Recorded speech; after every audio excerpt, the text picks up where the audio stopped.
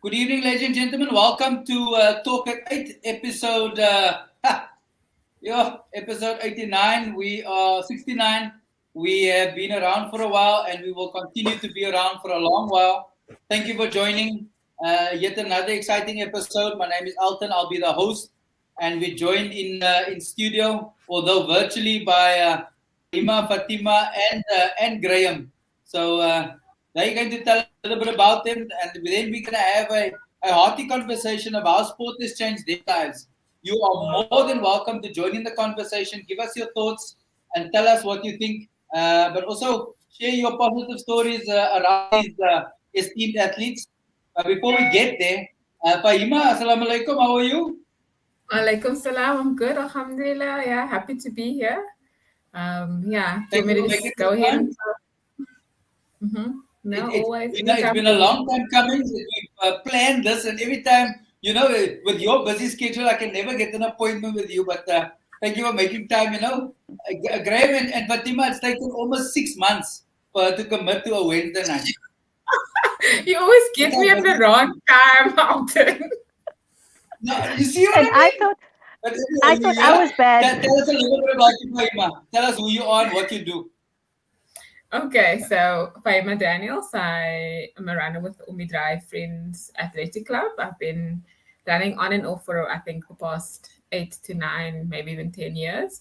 I work for South African National Parks. I am what's called a conservation planner, so I do a lot of geographic information systems, mapping, statistics, analysis, etc. But yes, and I've just kind of gotten into running.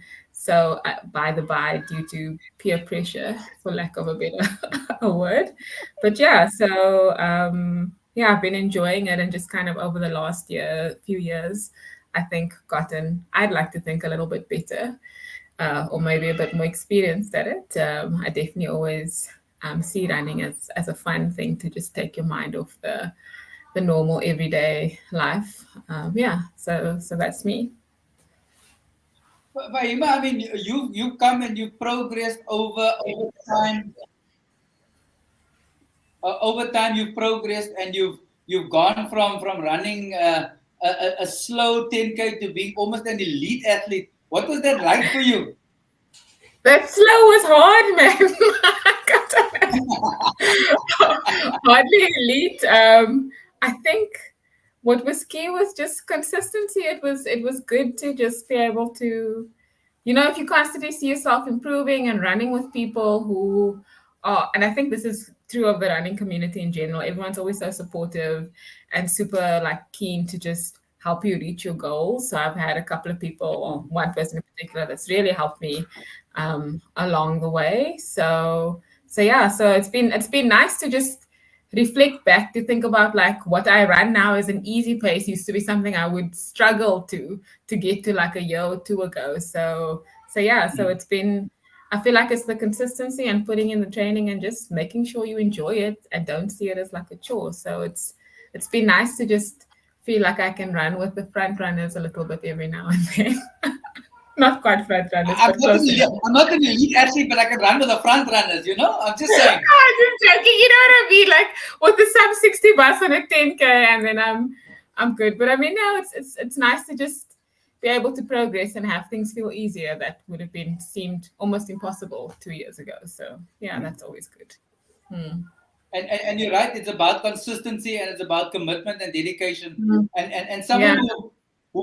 who preaches that, and I heard it again last night from the coach herself, Fatima. I mean, Mm. yeah, I was standing listening to your briefing last night, just on the back there. While I was waiting for my meeting to happen, I just sneaked in. I was listening to your pre-training briefing. Tell us a bit about you and as a coach and as an athlete. Assalamu alaikum. Uh, Walaikum salam, Alton, Graham, and Fahima. Good evening, everybody. Yes, so my story very much similar to Fahima's, and yeah, I'm a runner with Iteco Sport Athletic Club. I've been there since inception, when there was no Iteco Sport Athletic Club, and so yes, it was also just something by coincidence that I happened to start hitting the road running. I used to be an avid walker before that. And like we say, like the rest is history. And I just started enjoying it. And it's about the when you also realize what you can achieve, things that you didn't believe in yourself that you could achieve, and then suddenly you move from the one goal to the next goal, and it's just pure enjoyment, nothing else, not chasing anything, not chasing any elite title or anything like that, just pure enjoyment. And so yeah, that is me. Day job is supposed to be, like in the finance world. So I find that the running definitely is an escapism. It's a me time. And yeah, and then it's been a while. I think in 2008 when I started running. So seems like yesterday again when I look at all the years, all the races, etc. Yeah, it's been a great journey thus far. Um, and yeah, like with you, when you're present last night, it is about consistency. And currently, I was fortunate enough because of the club being trained up as a coach, being able to coach other people and share that same journey. The way I started, share it with everybody else, encourage them, motivate them. And what I've always tell the athletes is that they don't realize how it helps a person, because then I know I must also go and run. So, I must also train. And Yeah. yeah, so it is about consistency. And so you were right when you listen to us. It's all about consistency and enjoyment at the same time. Definitely. If you've just tuned in, welcome. Assalamu alaikum. You're welcome to drop a comment, whether on Facebook, Instagram, or YouTube. Tell us, join the conversation, share your thoughts in the comment section. Fatima, you told me a Yes. story last night, which I thought was very interesting. Do you want to share that story? Because for me, that is almost like a massive achievement. Um, yeah, I think that, Elton, over the years, I never really thought about that. I never really looked back on that. But as I started running more and as I started achieving goals and just feeling good about being able to hit the road, to me, every single time I hit the road, it's all about gratitude, being able to do it, being out there. And so, not, only my family, certain friends know it, but when I was almost like 2 months before my second birthday, I happened to burn myself, my feet, with boiling hot water. And it was completely burnt, third-degree burns. And I spent 2 months in Red Cross Hospital. And the first month was spent like in an ice bed. So for me, when I look back, I don't remember anything of that time. Obviously, only what my parents had told me what had happened. But when I look back and every day now being able to hit the road, being able to do half marathons, etc., I'm really, really grateful. Things could have turned out so differently. And so for me, that is really something that I reflect upon and that I'm grateful for what had happened back then and being able to run now. So yeah, that's just something that I keep on thinking back to that. And I think that helps me to, sometimes when you get to that, like Fahiema was saying, the 18K mark, and you feel like you want to give up, or whether it is the 35K mark, and you still have like 7Ks to go for that marathon, then those are the things that I reflect back upon, and like, I might not have been able to do what I am doing. And as I said to someone today, actually, imagine what your life would be like if A, if you didn't have sport, and B, how many people are worse off than you are currently. And yet we look at ourselves and we think, woe is me, my life is bad.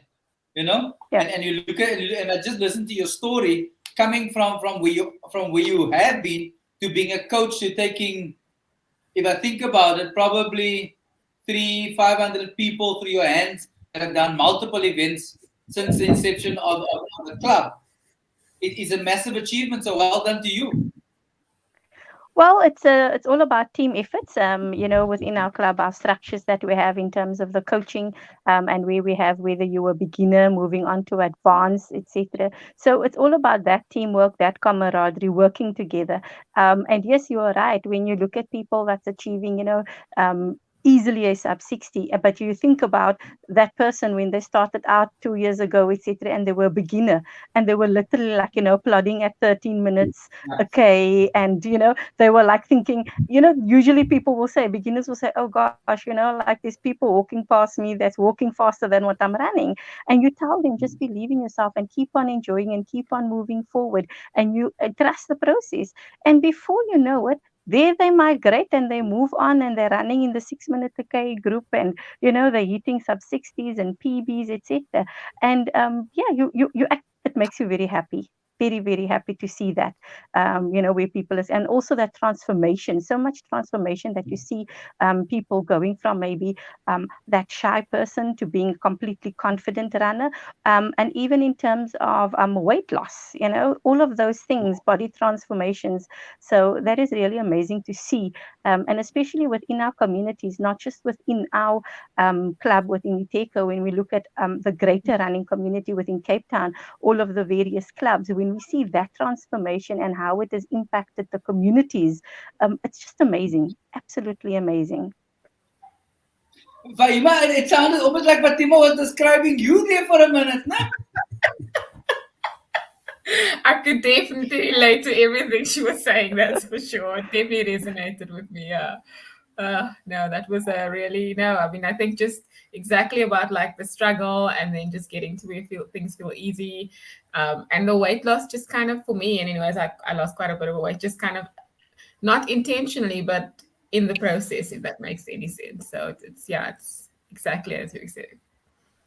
Exactly. I That's think why, we that's why we were just talking. I thought of you, and I was just watching your face.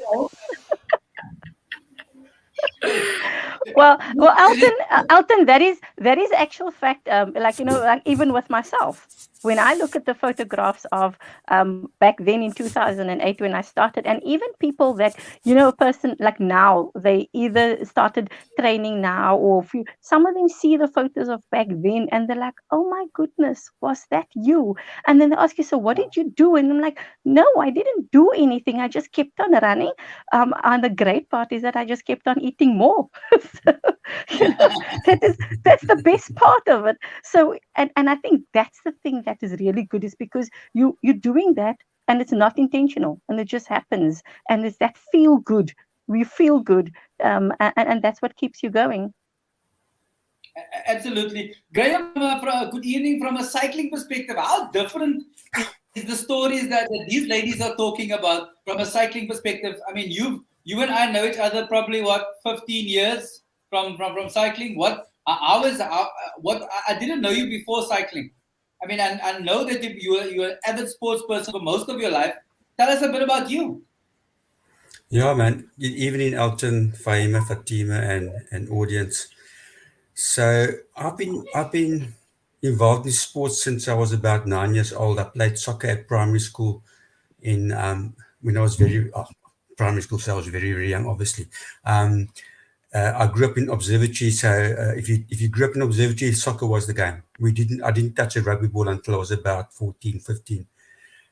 Played soccer, played cricket through my teens, early adult life, and then I just got tired of getting kicked, chasing a ball around the field in winter and summer. And then I decided, let me try cycling. Had a bicycle, and I did the August in those days, what they called it, the August. And then I decided, okay, well, the only way you're going to improve is to become a club cyclist. So I joined the club, and incidentally, the oldest club in the Western Cape, City Cycling and Athletics Club. We don't have any athletes. They all left. I think they joined the athletes that were at City Cycling and Athletic Club in the 1920s, broke away and joined formed Spartan Harriers.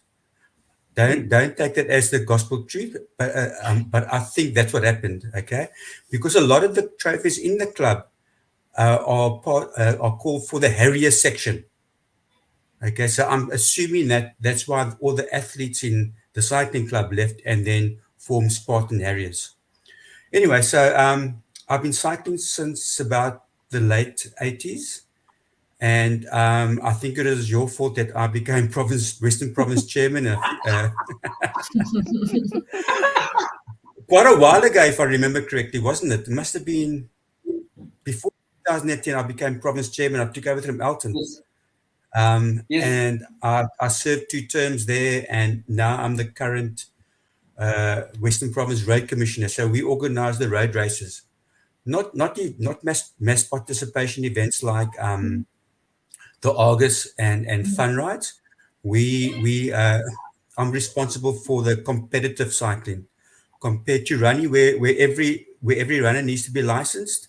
Not every cyclist needs to be licensed, although I think they should be, the way they ride around the public roads at times.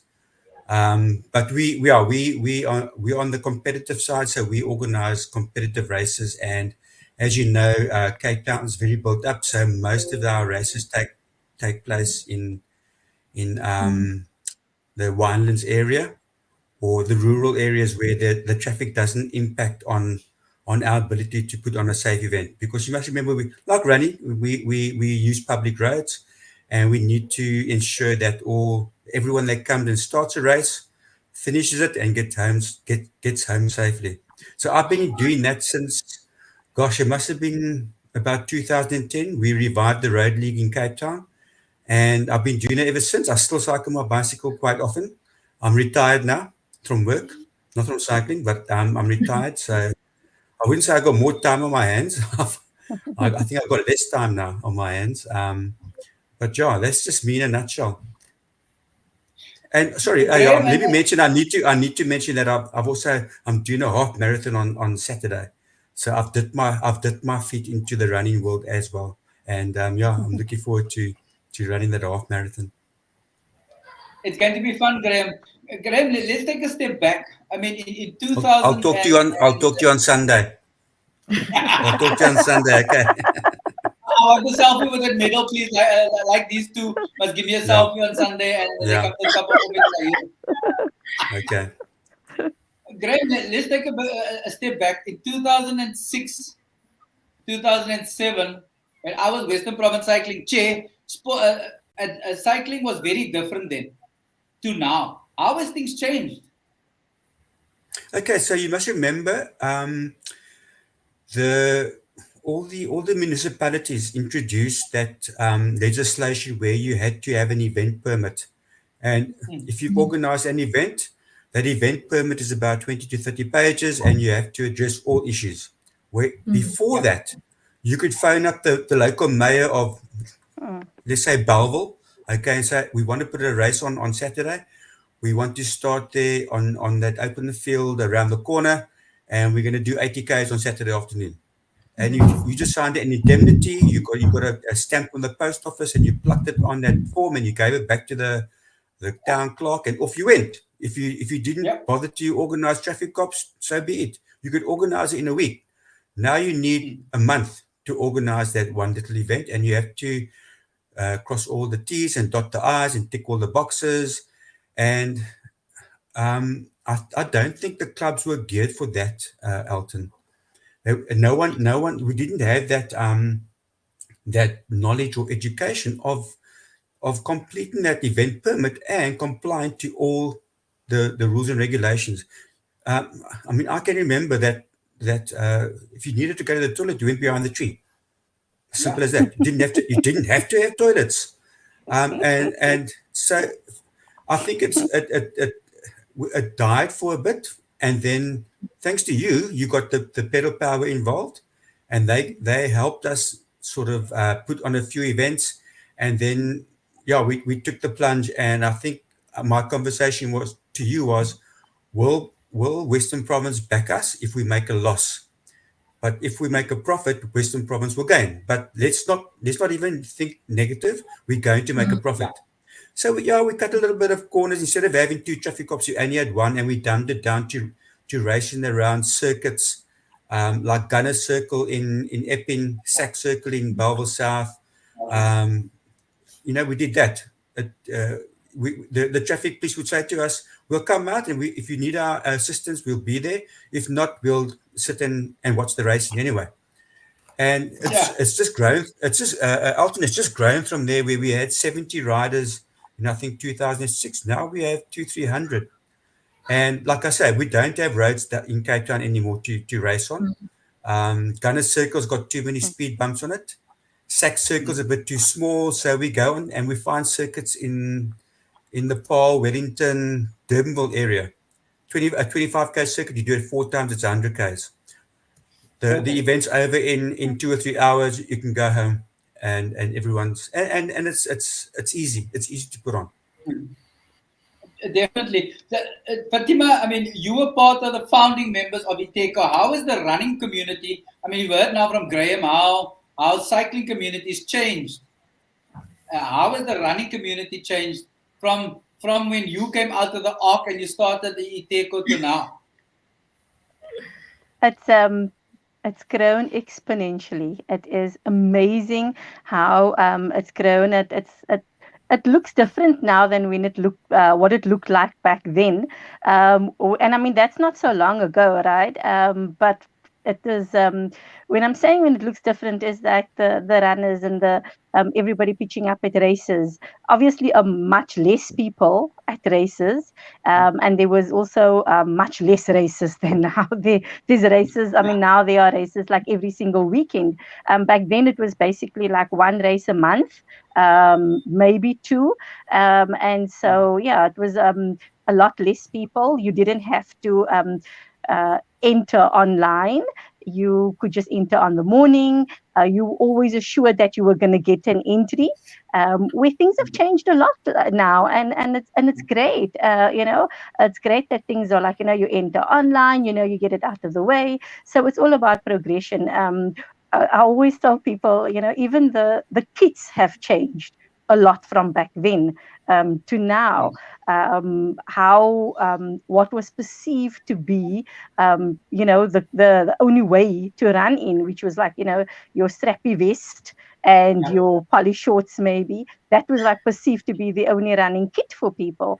And it's amazing how things have changed, and the diversity, inclusivity of everybody. So yeah, it's changed a lot, really. It's grown tremendously. Also back then, I remember that maybe some clubs had gazebos, but they never really had a table with a spread of food, for instance. And when we started out, and we didn't even have like a club name, we weren't official yet, and everybody looked at us odd. Because we would put up, have our table, everybody would bring sisters and whatever. And the other clubs, they just thought, we kind of would dub the people that is like, that we have an eating problem, right? So we're not necessarily. There we go, an eating club with a running problem, and then over the years, and we just saw that people felt, well, it's okay, let's bring your table. Also, what happened back then is, Alton, you would know, people didn't really hang around. Like for prize givings and stuff, people just run and leave. And I think that was the best part about us when we were back then, just, when we started out, because everybody else left and there were lucky draws. And so we were always like, no, we hang around for the lucky draws. And that just became part of it, So we were like, okay, this is kind of cool. I might not have come in the first 100 or 200 people, but, the chance of winning a lucky draw was great. And then you saw it was like, other clubs or people were like, oh, okay, it's acceptable to put out a spread and stay around and socialize a little bit, and that's just how things changed over the years. So sometimes I walk around and look around at races and I'm like, this is really nice. Things have changed tremendously over the years, and all for good. And like I say, also one of the other things was that predominantly you would see a lot more males than females back then, right? And even a lot of the clubs, it was mostly men and hardly females. And here came this group of people of Iteco, and I mean, we have to give kudos to Coach Farouk Meyer, now the president of Western Province Athletics, for starting this, getting us to run. And then it was like, no, but everybody can run, and like, husbands and wives and brothers and sisters and siblings and etc. And then other clubs would like, these ladies are running, and before you know what, you started seeing, okay, there's one or two ladies now, running with that club, etc. And I think that is, and now when we look around, Fahiema, we know that it's like the females rule, a whole lot more females on the road than males, for instance. So that is what I've seen over the years that I've witnessed. And I mean, that's like a short space of time, like in a space of 18 years. That's what I've witnessed. But it's been amazing just to see that growth, and the youngsters coming into the sport, younger people, and the fact that families can do it together. Everybody, it's so nice to see where it's like the husband and the wife and the kids, etc. They can all participate. Fatima, a young man named Donnie Jurgens, a past guest, who used to run in a little polished shorts, and it says, "You're a legend." So clearly, you've coached that young man who's now a ripe age of 60 plus, Mr. Jurgens. Can you tell that man? Can you tell that man he's got a license, for 2024? He's used it maybe once. Tell him that there's still a chance to use it this weekend at Omidrai, right? I mean, he must get value for money for this year, man. He spent money on a license. Fatima, I'm in the same boat as Donnie. I have a license, and my club captain also next to you will tell you that I've only done 2 races this year in my club kit. I saw you at Googs. I know that. Exactly. The other one was a track event. So I'm in the same boat. Beverly Mal says, thanks for the encouraging talk, as it gives me hope to get back into running in the near future. Zarina Meyer says, every year Uncle Donnie takes out the license and takes it for an outing once a year. Donnie, we need to have a conversation, my brother. Oh, and he says, excuse me, Moy 60, late 50s. So he's not 60 yet. So Donnie, we're watching you. We will have a conversation. You, David Marilak, and I need to do some exercise. Because David Marilak also got a license. No, man, Elton, you can't now throw David under the bus like that. You're looking for people to join you and Uncle Donnie here, right? So that seems to be a special club there. Listen, we are once a year runners.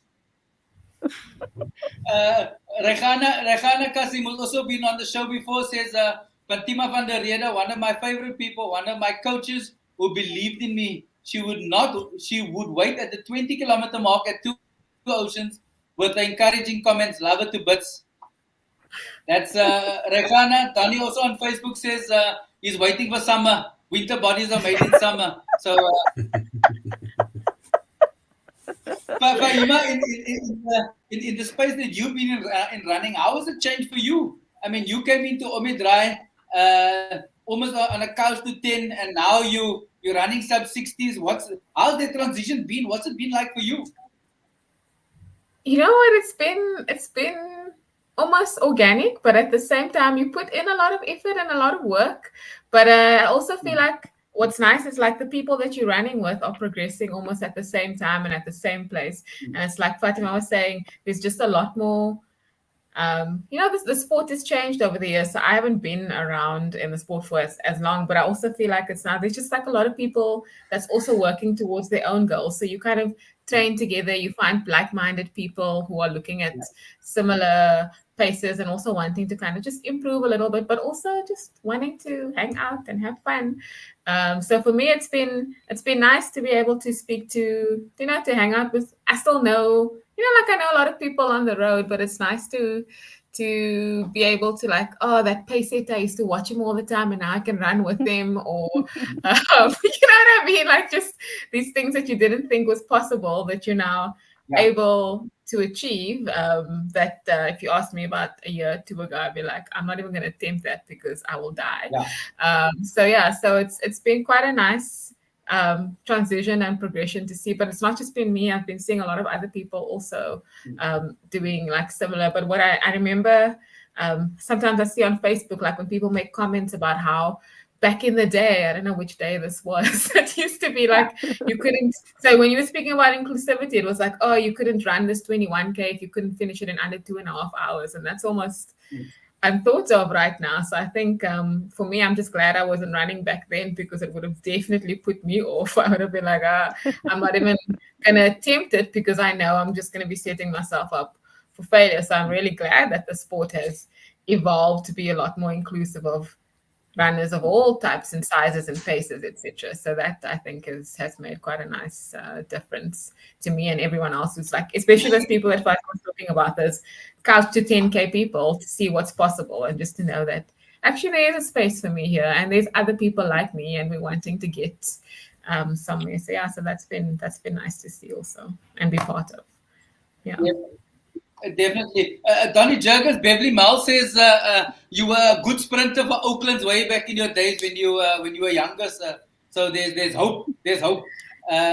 Gordon, hello Gordon. Gordon's all the way in Durban. Gordon says all the best guys and well done. Keep it up. So my next question is because all of you, what does Donnie say? Babe, I was a middle distance athlete, 801.5. Woo! Conversations getting hot on Facebook here. so all three of you coach people, directly or indirectly.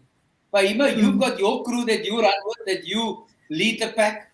Fatima, you got your crew that's comes through your hands. Graham, if I look at you, you've been with city cycling from the time I know you and even before then, and you're still involved in city cycling, still putting the rides together.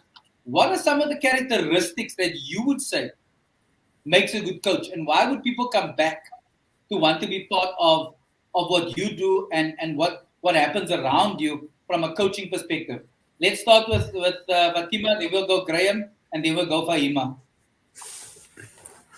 So I think for me personally, Alton, it's a case of where I know how I started, and I know my journey, right? And so I know that how I've gotten to achieve those goals and enjoying the running, etc. So it makes it so much more easier for me to be able to coach and tell people, because it's real, and I can tell them, I know what you're going through. I know that when you say, no, but I can't go faster, or I know my legs are hurting, and they say, but I carry a lot of weight and things, and I can relate to all of that with them. And so I think that is what makes it so much more easier for me, because it's real. I share that I went through the same journey. So that is my way of encouraging them, etc. And when in running, when you show them how they are progressing or they can feel it, then I think that's what makes it so much easier for me, is because of my own personal journey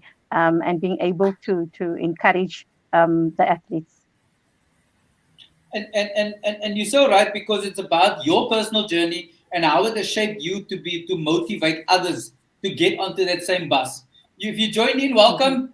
You're welcome to drop your comments on Facebook, YouTube, or Instagram. Tell us your thoughts. Join the conversation like some of these other lovely people have done. Graham, from your perspective as a coach and as a rider, as a runner, as a sports person, the people that coached you and your coaching ethos, has it kind of morphed, and what do you do? Okay, so Alton, the most important thing that you must understand with someone that joins your club, they've taken the step of contacting the club either by on Facebook or WhatsApp, saying, oh, I've got a bicycle, I haven't ridden for a few years, or I've just bought a bicycle, I want to do a race, can I come and ride with you guys, but I don't want to join the club yet. So they've taken that first step. Okay, and I think all of us have taken that first step of joining a club of people that you don't know, excuse me, that you don't know, but you want to join a club because it's just more social. That's where all the knowledge is.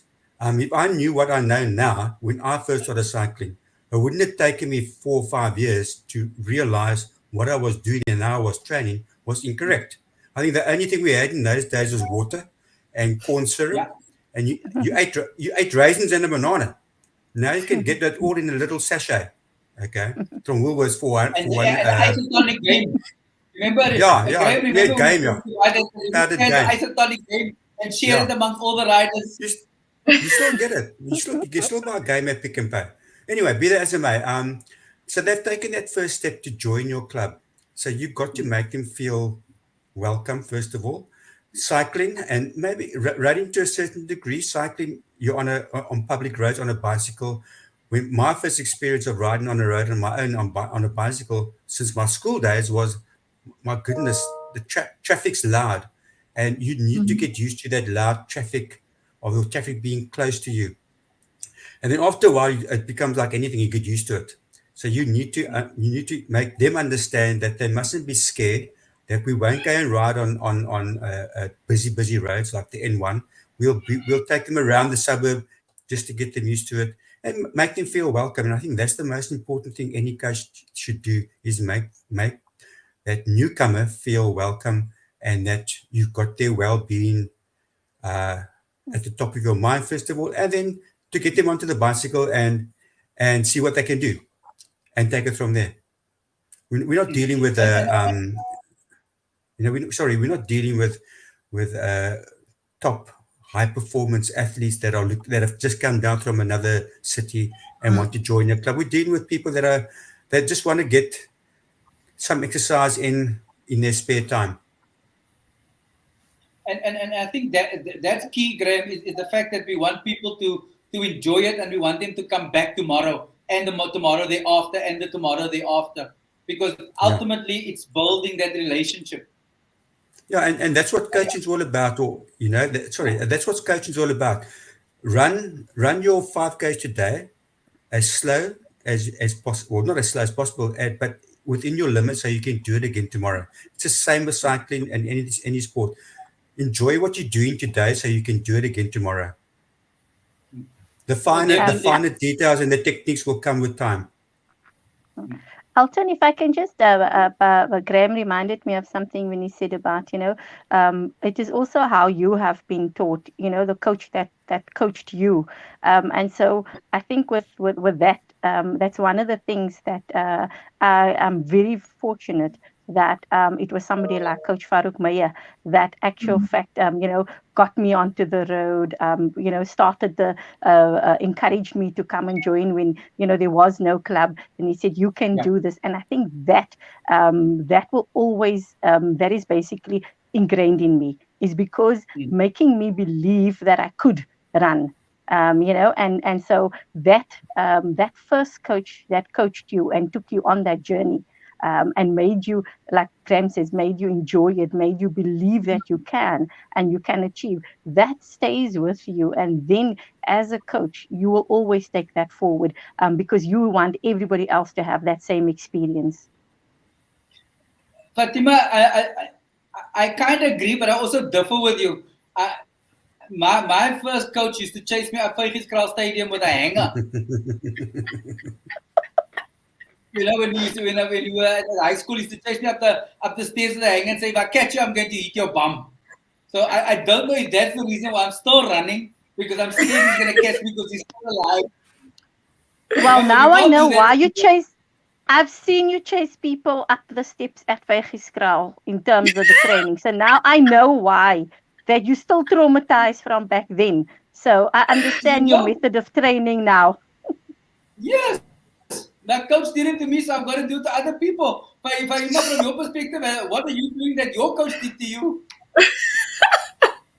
I was just thinking now, as you both were discussing this, like I've had this discussion with some of my other friends. Like, you almost need that balance with the coach, man, where they're very encouraging, but at the same time you're a little scared of them. Like you don't want to let them down, you don't want to disappoint them, but you still have like you can't have someone constantly being negative, because then you're not gonna want to come back. But you have to have Yeah. a little bit of like borderline respect fear, just so that you're almost too scared to say no, I want to go slower, so that you just keep, like, so when we're doing runs as a group, you're like, I can't now back down because this man's gonna tell me, hey, what's Yeah. going on here. So I mean, yeah, I think it's a combination of both, but I feel like you definitely need that kind of encouragement initially to just come and for someone to believe that it's possible, even when, so like there's been plenty of times where I'm like, I don't think I can do this. But my coach or my running partners, etc., would be like, no, of course you can. Or you just kind of go with it, and it makes, I think it makes a big difference when someone else is telling you, but of course you're able to do this. I think so. And then half the time you run the race and you do it, and they're like, see, I told you. And I was like, but I nearly died. And you're telling me like you did it, but I mean, it's really nice and encouraging. Like when I first started running as well, it was what like Fatima was saying, was that like just that nice bit of staying after the race, getting to know everyone and just feeling a lot more comfortable and confident and speaking to people, and then just picking up little tidbits here and there. Like even with my first marathon, I ran as part of a little Omi dry bus, and like we had people telling us, no, now you have to eat, now you do this. So like just getting that advice from the more experienced runners, and just the camaraderie and the group effort makes it so much more exciting, and makes you feel like you're not alone, and like the kilometers passes before you even know it. So so I think I've never really been a coach myself, but I've been coached by plenty of people. But I do like running with a group of people that are often, maybe we figure it out, and I have my own little personal coach who helps me a lot and has helped me progress a lot in the last year or so. So yeah, no, I think it's so important to have someone in your corner, or people in your corner, that's just constantly encouraging you, especially when you just think like, oh, I can only do this and this is my limit. But people can see, particularly coaches for some reason, can see what you're capable of long before you even know. So yeah, so that always helps, I think. Yeah. Someone who use hands, you come through. Shamir Ali says, awesomeness personified, great guest and great host. Shukran, Shamir. Serena says, well done, Fatima and Fahiema. You are representing Iteko and Omidrai excellently tonight. We are proud of you, ladies. Leon says, good evening, Elton and panelists. And then Siraj says, Uncle Donnie, stick out your bang ding. Oh, this is on Donnie. So my next question to all three of you, despite the fact that you are coaches, you're still athletes. So what are some of the secrets that keeps you going when times are tough? When you in Graham, this is more for you, Graham. When you get to 18 Ks on the weekend, what's going to keep you going? Last but at 21. What's that factor that we all miss, some of us, where we want to give up, when we're almost at the end of our rope? In sport, it's called bonking, where you have no more energy, you hit the wall, some would call it. What is that? What keeps you going, each of you? Let's start with Graham, then we'll go Fahiema and then Fatima. Elton, I have hit the wall a few times, and it's not nice. And thinking back now, it was the preparation. It wasn't so good before, and in those days we were racing every weekend, so it was race to race, and in between the races you had to recover and eat properly, and that's why it happened. And I don't know how I got through it. There was one memory sticks in my mind, that I almost asked someone if I could hang on to their saddle for the last 2-3 Ks. That's how bad I felt. Yeah. But you get through it. It's then your mind takes over. So you have to have a strong. Well, don't have to have a strong mind, but it does help. I did the very, very first double century in about 1992. Young and dumb, as they say, young and dumb. We didn't ride more than, I think, 110 Ks in preparation. And lo and behold, on the day, the Southeaster was pumping, and we had the Southeaster all the way from Stellenbosch through Verleersdorp. We first went over, what's that place called? Franschhoek Pass.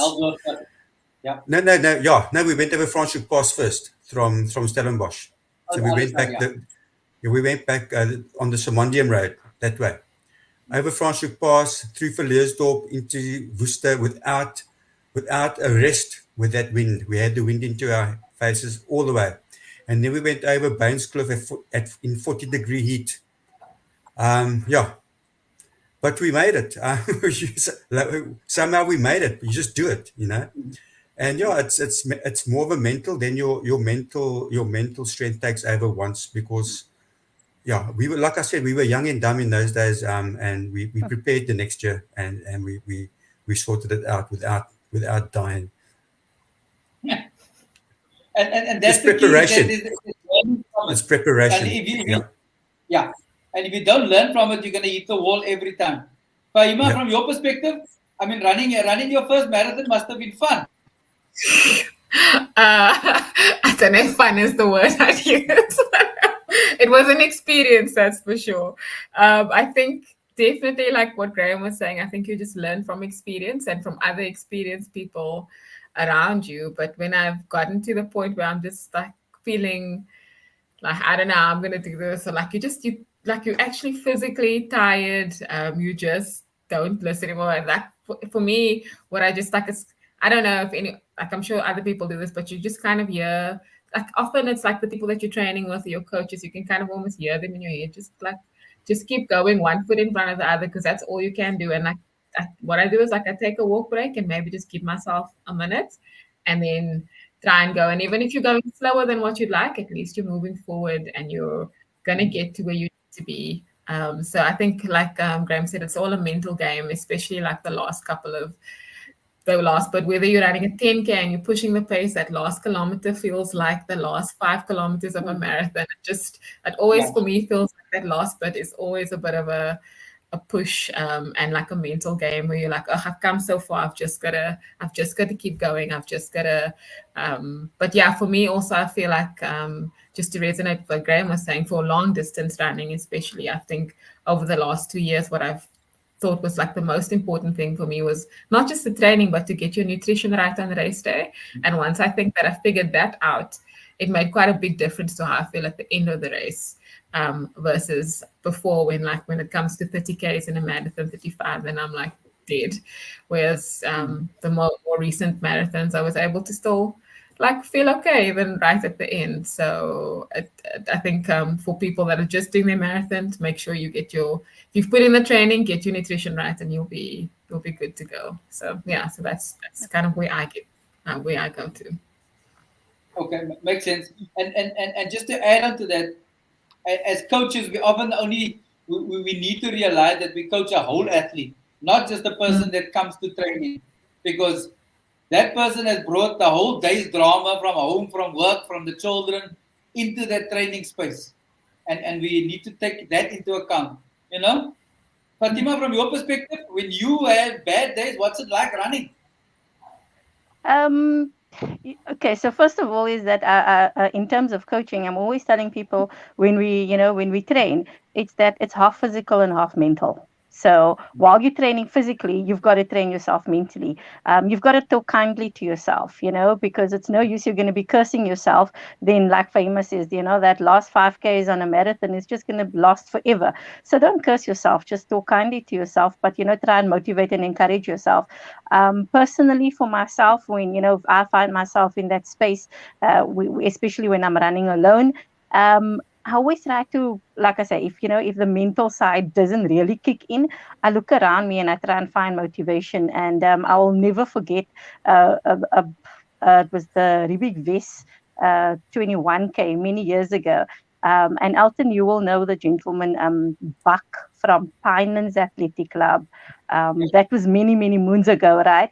And so I think I was a couple of half marathons later, and we went out there going to enjoy this race, and I found myself probably at like the 15K mark, running towards the finish, and that road of Rubik Vest, and I was running like, I don't know, like maybe 10 minutes a K.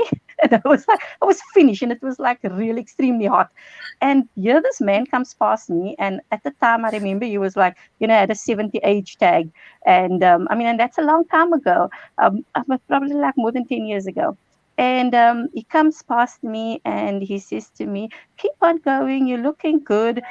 And he was like 2 arms lengths away, and I was still trying to find my breath to say, thank you. Like, but I mean, I was finished. I was literally running 10 minutes, okay. And I just kept on going. And I remember getting to the end, and I remember his obviously his club kit, and I remember he had his name on there. And Zarina, which I'm telling her at the end, I was like, this is a brutal race. And Mm. get to the end, and I'm telling her about this man. And I said, gosh, the 70-odd-year-old man passed me. And like, I was going so slow, and this man passed me. And then she said, "Oh, Buck with the pacemaker." I mean, like really, I felt even worse at that point in time. So this is where I try and draw my motivation from. I look around me and I find those people, and I always remember back then, like like Fahiema said, there's a marker. You mark a certain person. That's where I need to get to, etc. So kudos to all those older people that's been running since forever. Your 70, 80 odd year olds that's on the road. I try and look around and I find that that's my motivating factor. That person got up, that person is here, they've been running for 40, 50 years and they're still moving. And then I just say, Mm. okay, that's going to be me. And then, on a lighter note, I tell myself, if I'm not on the podium now, probably, hopefully, when I'm 70 or 80, I'm hopefully going to be on the podium. So Consistency and that's the will little get you there. things. That's the things that I try and do. And then also, there's beautiful places that we run in. It doesn't matter where, in the Western Cape, etc. And I look around, and you take in the beauty of the place, the ambience of the place, and then like that's what I try and do for encouragement.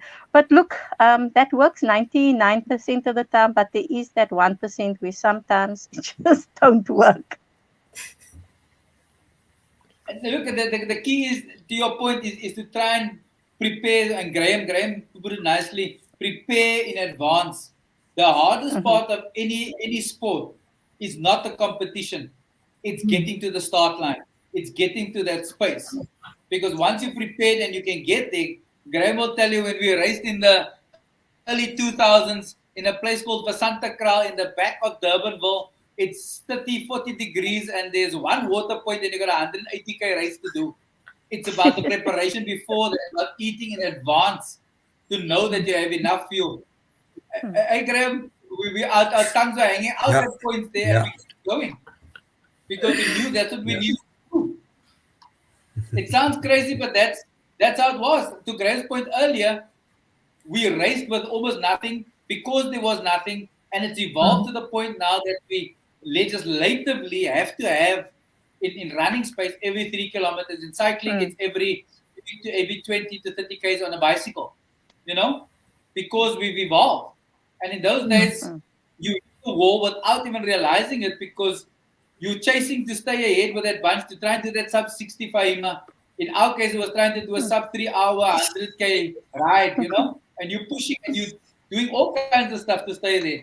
But that's Rehana on Facebook says, "Well done, Fahiema. What an inspirational story." She also says, "Elton David, such an informative and inspirational talk. Thank you." Siraj says, "Hello, Elton. I'd like to wish everyone doing Cape Town Marathon next week. Yes, it's next week. Good luck. We've done the training. Now go out there and enjoy it. 100%, Siraj. We've done the training. Now comes, Mm. as I told Fahiema many years ago, now go fetch your medal, because that's what it is. The preparation is done. Now you just got to go fetch your medal. Get to the start line, go fetch your medal. So in closing, all of you, why do you keep doing this? I mean, Graham, you've been doing this now for a long time. So is Fahiema. So is Fatima. Why do you keep doing this? Why would you tell me to do sport if I wasn't involved in sport? As your closing comments. Anyone can go first. Ladies first. I'll close off. Okay, cool. So we will start with the youngest. Let's Is see that who jumps me? to that. I want to see what Timo was going to say anything, but she waited. I don't know who the youngest is. I'm assuming it might be me. I don't know. No, I think I'm the youngest. Okay. Well, then go ahead. Okay, must I go first then? Okay. Yeah. Why do I keep going? Gosh, I'll be 65 next month, and so Wow. I want to do a half marathon before I turn 65. So I'm doing it this Saturday, and it's just about, and I'm retired now. So the lessons that we were given before I retired from where I was working was you need to get up in the morning with a purpose. Okay, even if it's just to take the dog for a walk. Really, that's you need to get up in the morning, and I know everyone that works, you have to go to work. So I don't have to go to work anymore, but I need to get up in the morning to go and take the dog for a walk. And from there, I decide: do I go run? Do I go cycle? Do I go swim in the sea? Work in the garden. So it's about keeping. It's nice. It's social. I've got a group of friends that I ride with. Um, and even though we're not competitive any longer, it does keep you busy and it keeps you fit and it keeps you healthy. Mm. I don't smoke, but I have a beer every now and again. And it's that motivation to get on your bicycle and go for a ride and enjoy the world around you because you've only got one life, and not everyone is geared for sport, but if you are, enjoy it while you can. Only one person can win the Graham, race. Only one person can win the race. The rest must enjoy it. Completely. I agree with you. There's one podium person, but we're all winners by getting to there and collecting our Yes, medal. 100. Maylene Smith on Facebook says, really encouraging. Thank you, Graham, for those words. Sandy Jacobs on YouTube says, awesome talk, Elton, Graham, and ladies, and well wishes for those doing the marathon this weekend. Fahiema, from your perspective, why are you still running, my darling? Sure, because I need to get away from my children. I'm just kidding.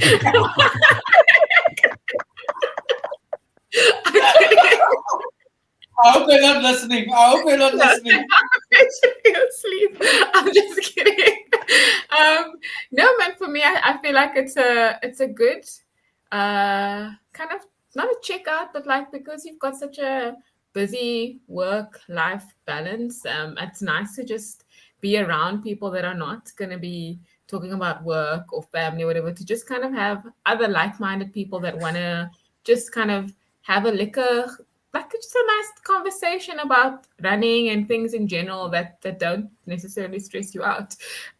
So it's nice to just have that sense of community and to connect with people outside of what you normally or regularly would connect with. And so it's nice to see the kind of the parallels, regardless of age, race, gender, etc. Just where you all meet on the road and where you are at. It's such a nice kind of fulfilling thing. Also, then to see yourself improving constantly, to also see yourself, if you set a goal and you're able to meet it, it's also just very nice to just see what your body can do. I mean, and as we get older, it's just nice to know that things are still working and moving. And so for me, it really is about taking the break from like the craziness that is everyday life to just have some time to have a time out and just actually enjoy yourself. You come back feeling refreshed, even on days when you don't feel like going for a run. I always come back feeling like that was a good idea.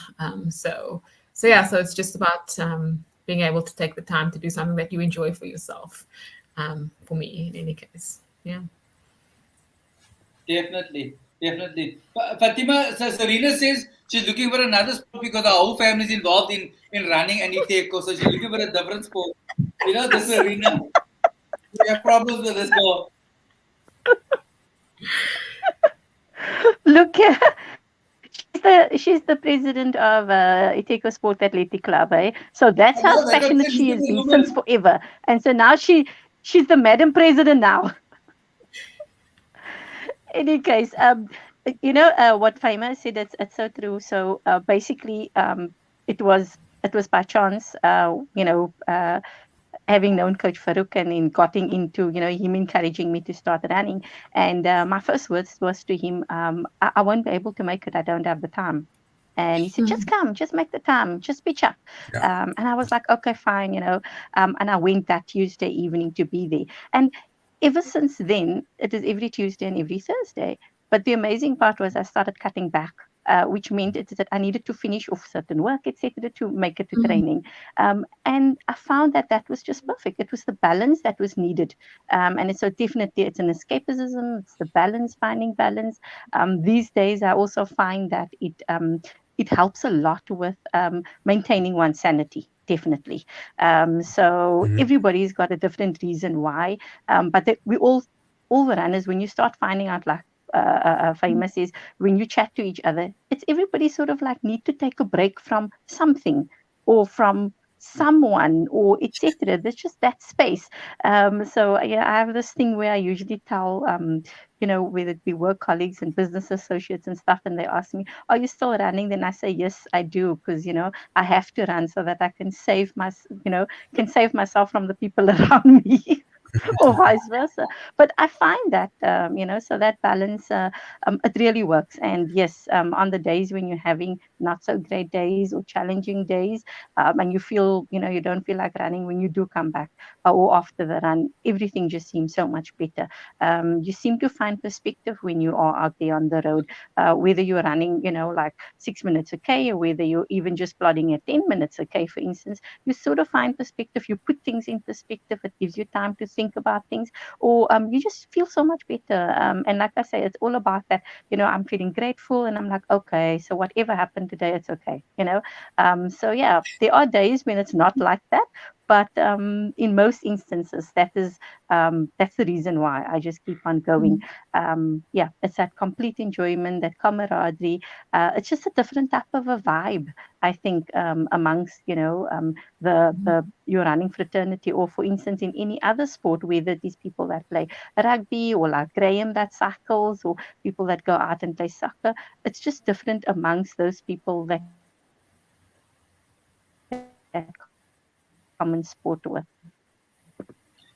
Fatima, Maylin says you must try running at 4:30 in the morning as opposed to running in the evening. They run in the morning, their group. Zarina, Donnie says you must come join him and come play golf. I don't think that's a good idea. I don't know who's going to lead, who is there on that one. Uh, Letitia Lewin says you guys are really an inspiration to many, including myself. And Fatima is really an awesome pace setter, as I did many runs with her. Ladies and gentlemen, unfortunately, we come to the end of yet another conversation. Faima, thank you. I can tick box now. We had this conversation. I feel better now, Alton. Thanks. Yeah. Fatima, you and I still have unfinished business, which we'll debate post this. Some of the conversations we had yesterday and other stuff. So thank you, Graham. You and I have a date to ride a bicycle still. Yep. I joined your club ride once, and I moved back to the south, so I need to come and ride with City Cycles again soon. Yep. Get Dean your after passport out. Dean. Yeah. No, Edmund is not that far from where I stay, so it's okay. Okay. Thanks for having Ladies me, and Alton. gentlemen, I thank you. really appreciate it. Thanks, Alton, Thank you, and ladies thanks and gentlemen. everyone else. Yeah. Thank you for Thank you, thank you for Elton, the and thank you, comments. Graham and Faima. Yeah. Maybe I'll see you guys on the road, eh? Hopefully, yeah. Yeah. We'll Yeah. see you on a road race soon. Maybe we'll get the Yeah. bike after this weekend. No, It'll be yeah. nice. Yeah. I must check the calendar out and Graham, see what's going on. We'll I'll send you the send you link. the calendar, Graham. Okay. Graham, just around the corner from where you're running, your cycling club meets is Edgemid Running Club, just around the corner. I'll send you the chairperson details. You can join there. Same colors as your City Cycles, also red Okay. and black and white. So Yeah. your color scheme is there. Okay. Everybody, thank you. Have an awesome weekend. Enjoy Yeah. sport. See you next week, Wednesday, same time, same place. Yeah. Ciao for now. Bye Thanks, bye. guys. Thanks, Elton. Okay. Thanks, Bye. everybody. Thanks. Bye. Bye. Thank you. Bye.